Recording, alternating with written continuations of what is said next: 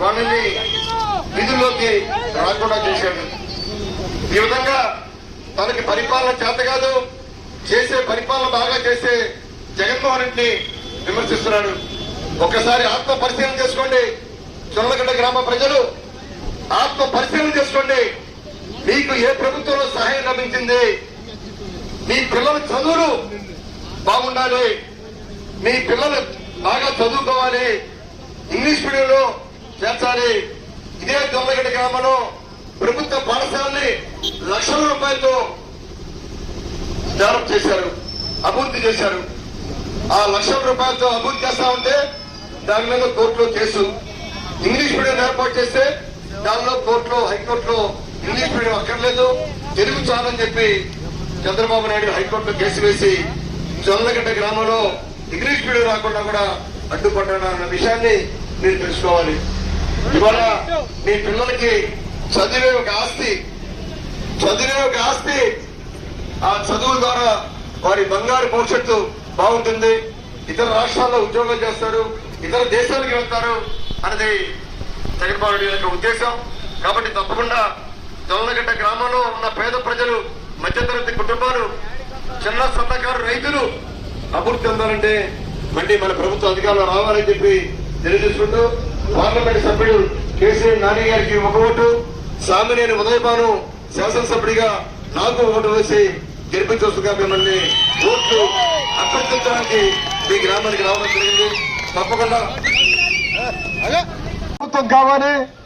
ఆ ప్రభుత్వం ద్వారా పేద వర్గాల వారికి న్యాయం జరగాలి, మధ్యతరగతి కుటుంబాలకి న్యాయం జరగాలి, వారికి సహాయం లభించాలి. ఇవాళ జగన్మోహన్ రెడ్డి గారి ప్రభుత్వంలో ప్రతి ఇంటికి, ప్రతి గడప కూడా ప్రత్యక్షంగా పరోక్షంగా మనకి సహాయం లభించింది. ఇదే జొన్నలగడ్డ గ్రామంలో తెలుగుదేశం ప్రభుత్వ హయాంలో చంద్రబాబు నాయుడు ముఖ్యమంత్రిగా ఉన్న సమయంలో మీ జొన్నలగడ్డ గ్రామంలో ఎవరింటికైనా ఒక 100 రూపాయల సహాయం జరిగిందా అన్నది ఒక్కసారి ఆలోచించండి. కేవలం ఒక పెన్షన్ తప్ప, ఒకే ఒక పెన్షన్ తప్ప ఏ ఇంటికి కూడా లభిస్తారా? ఇవాళ సహాయం లభించిందంటే ఆ సహాయం జగన్మోహన్ రెడ్డి గారి ముఖ్యమంత్రి అయిన తర్వాత ప్రతి ఇంటికి ₹1,00,000 నుంచి 3 లక్షల రూపాయల దాకా సహాయం లభించింది. ఈ విధంగా సహాయం చేస్తుంటే చంద్రబాబు నాయుడు ఏమంటున్నాడు తెలుసా? జగన్మోహన్ రెడ్డి గారికి తిన్నది అడగట్లేదు, డబ్బు దుబారా చేస్తున్నాడు, ప్రభుత్వ డబ్బంతా కూడా పంచి పెడుతున్నాడు అని చెప్పి అవహేళనగా మాట్లాడుతున్నాడు. మీ జొన్నలగడ్డ గ్రామంలో పేద ప్రజలకి, మధ్యతరగతి కుటుంబాలకి సహాయం చేయడం తప్ప, మీకు అమ్మఒడి ఇవ్వడం తప్ప, అమ్మఒడి 15,000 ఇవ్వడం తప్ప, అమ్మా మీ పిల్లల చదువులతో సహాయం చేయడం తప్ప చంద్రబాబు నాయుడు తప్పుంటున్నాడు. రైతు భరోసా కింద 13,000 ఇస్తున్నాం. ఇదే జొన్నలగడ్డ గ్రామంలో అందరు రైతులకి పార్టీ లేకుండా, కులం లేకుండా, మతం లేకుండా, జెండా చూడకుండా ఈ గ్రామంలో తెలుగుదేశం పార్టీ నాయకులు ఇళ్లకు కూడా 13,500 రూపాయలు ఇస్తున్నారు. ఇదే జొన్నలగడ్డ గ్రామంలో పంట నష్టపోయిన రైతులకి ఇన్పుట్ సబ్సిడీ కింద లక్షల రూపాయలు సహాయం చేశారు. అది తప్ప చంద్రబాబు నాయుడికి సహాయం చేయడం తెలియదు. ఆయన సమయంలో, ముఖ్యమంత్రి సమయంలో పంట నష్టపోయిన రైతులు ఆత్మహత్య చేసుకున్నారు. ఇవాళ ఈ 5 సంవత్సరాల్లో ఒక్క ఆత్మహత్య రాష్ట్రంలో ఎక్కడ జరగలేదు. ఇవాళ రైతుకి ఒక భరోసా కల్పిస్తున్నాడు. అందుకనే జొన్నలగడ్డ గ్రామంలో కూడా ఒక ఆర్పీకేని రైతు భరోసా కేంద్రం ఏర్పాటు చేశారు. అందుకనే ఒక సచివాలయ వ్యవస్థను ఏర్పాటు చేశారు. అందుకనే ఒక వెల్నెస్ ఏర్పాటు చేస్తున్నారు. అందుకనే వాలంటీర్లు ఏర్పాటు చేశారు. తలుపు తట్టి 6 గంటలే మీకు పెన్షన్ ఇవ్వడం. ఇదే వాలంటీర్లు మీ గ్రామంలో, మీ ఇంటి వాలంటీర్లు, మీ గ్రామ వాలంటీర్లు మీకు సహాయం చేస్తున్నారు. ముస్లింస్ కి వ్యతిరేకంగా రిజర్వేషన్ కూడా రాజశేఖర రెడ్డి గారు ఇచ్చే రిజర్వేషన్ కూడా క్యాన్సిల్ చేస్తామని చెప్పి అంటున్నారు. కాబట్టి అటువంటి క్యాన్సిల్ చేయకుండా ఉండాలంటే వైఎస్ఆర్సీపీ ప్రభుత్వం అధికారంలో రావాలి. ప్రతి ఒక్క ముస్లిం మైనార్టీ కుటుంబం వైఎస్ఆర్సీపీకి మనం ఫ్యాన్ గుర్తుకే ఓటు వేసే విధంగా మీరు అంతా కూడా మరి పాటుపడాలని చెప్పి కూడా తెలియజేసుకుంటూ ఈ కార్యక్రమాన్ని ముందుకు కొనసాగిద్దాం. దయచేసి ఇక్కడ 60 రోజులటువంటి శిశువుకి మరి మన గండేపల్లి నరేష్ వాళ్ళ అబ్బాయికి మరి వైద్యం జరగటం అసాధారణమైన విషయం అని చెప్పేసి నలుగురు చర్చ జరిగే సందర్భంలో ఉదయభాన్ గారు ఆ రోజున మన ఊరు రావటం జరిగింది. అప్పుడు ఆయన గారికి మనం మరి రిక్వెస్ట్ చేయడం జరిగింది. శ్రీనాథ్ రెడ్డి గారు అని చెప్పేసి పద్మావతి మరి హాస్పిటల్లో మరి ఆయన ట్రస్ట్ బోర్డు మెంబర్ గా ఉండి ఆ 10 లక్షల ఆపరేషన్ ని సక్సెస్ఫుల్ గా చేపించి ఆ బిడ్డ ప్రాణాన్ని కాపాడినటువంటి వ్యక్తి మరి ఆ వ్యక్తి నరేష్ ఈ రోజు వైఎస్ఆర్ పార్టీలోకి మరి కృతజ్ఞతగా చేరడం జరుగుతుంది. వారికి హృదయపూర్వక ధన్యవాదాలు తెలియజేస్తూ మరిన్ని, ఎందుకంటే ప్రపంచంలో అత్యున్నతమైనటువంటి అంశం అపూర్వమైన స్వాగతానికి మరి మీరందరూ కూడా రేపు జరగబోయే మే 13వ తారీఖు జరగబోయే పార్లమెంటు అసెంబ్లీ ఎన్నికలు మన రాష్ట్ర భవిష్యత్తుని తీర్చిదిద్దే ఎన్నికలు, అలానే కొడతబొత్కూరు గ్రామాన్ని కూడా భవిష్యత్తుని తీర్చిదిద్దే ఎన్నికలు. కాబట్టి దయచేసి ఆలోచించండి. మరి ఇప్పటిదాకా కోటేశ్వరరావు గారు చాలా చాలా విషయాలు చెప్పారు. ఇంకా ఆయన మాట్లాడిన తర్వాత మనం మాట్లాడడం కూడా ఏమీ ఉండదు. అన్ని విషయాల గురించి కూడా చాలా కూలంకషంగా అన్ని కూడా తెలియజేశారు. ముఖ్యంగా మనందరూ తెలుసుకోవాల్సింది, గతంలో చంద్రబాబు నాయుడు ముఖ్యమంత్రిగా పనిచేశాడు.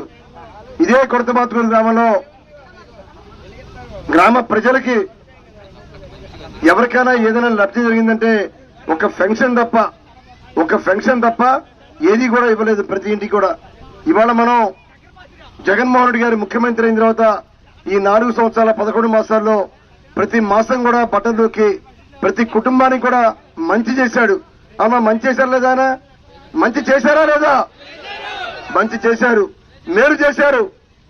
ఇవాళ పిల్లల చదువుల కోసం మీ కొడతబొత్కూరు గ్రామంలో ₹1 కోటి స్కూల్ అభివృద్ధి చేశారు.